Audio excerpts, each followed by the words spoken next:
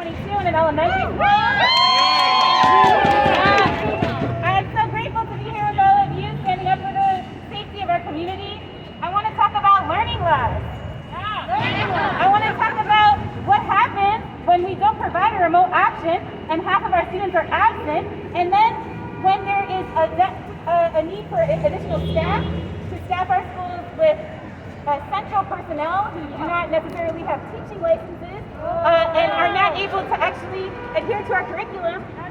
It's an affront to our professionalism. We have master's degrees and we have studied the craft and the art of teaching. I have 14 years of experience, and that cannot be replaced by somebody who was working recently in an office in Cleves.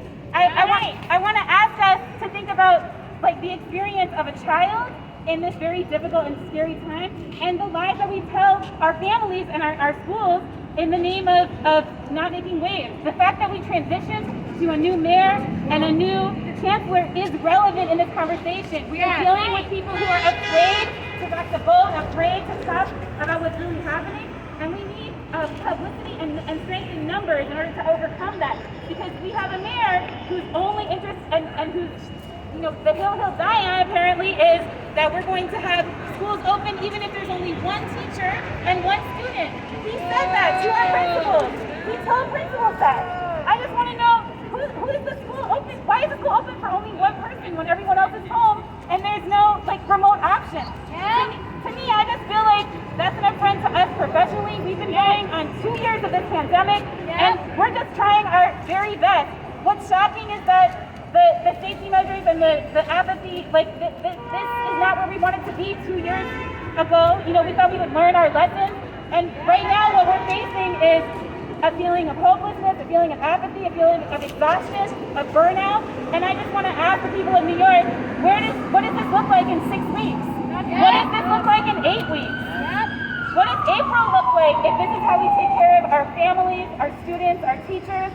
And who's going to stay in a profession where we're treated as dispensable products? That's the wrap. That's the wrap. That's how I feel right now. Who keeps us safe? We keep us safe. Keep keeping us safe. Yeah.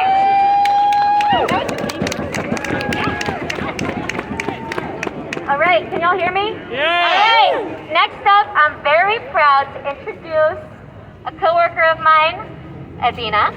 Adina works with us at District 15. Adina, come on up.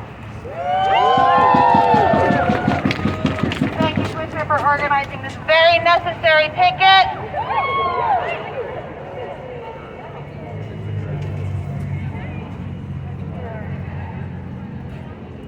All right. 1, we are the people. 2, a little bit louder. 3, we want safety for our schools.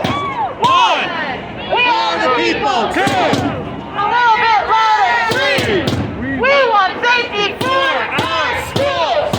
1, we are the people. 2, a little bit louder. 3, we want safety for our schools.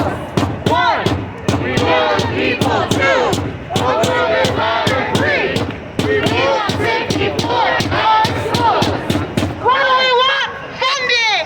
When do we want it? Now. What do we want? Safety schools. When do we want it? Now. What do we want? Funding. When do we want it? Now. What do we want? safe schools. When do we want it? Now. What do we want? Funding. Want it? Now. What do we want? Safe schools. When do we want it? Now. What do we want? Safe schools. When do we want it? Now. When I say look, you say our communities. When I say care, you say for our students. Look. Care. For students. Love. Communities. Care. For students. Yeah. All right, thank you. I'll be back.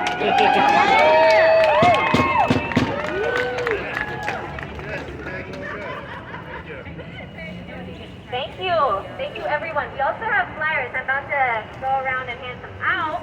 Next up, if you want to speak, please, we want to hear your voice. Parents, community members as well. And we are also here to answer your questions.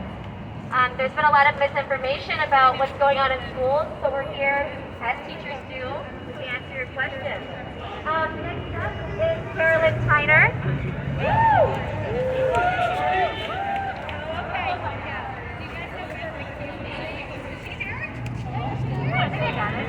Hello?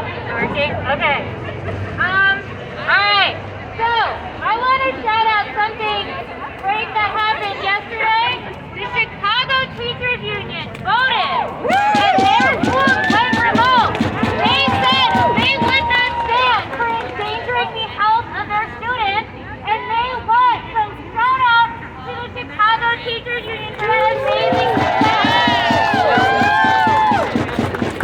Their demand of the Chicago Public Schools was that they would not reopen until the city's positivity rate dropped below 10%. Currently, the positivity rate in Chicago is around 23%. In New York City, it's at 34. COVID is ripping through our city. For almost 2 years, I have watched students at my school lose siblings, parents, grandparents, aunts, and uncles. The mayor claims that all we need to beat this pandemic is swagger. I think that is a heartless and disrespectful thing to say to the 60,000 New Yorkers who have lost their lives to COVID. Yes. And the many more who are hospitalized right now.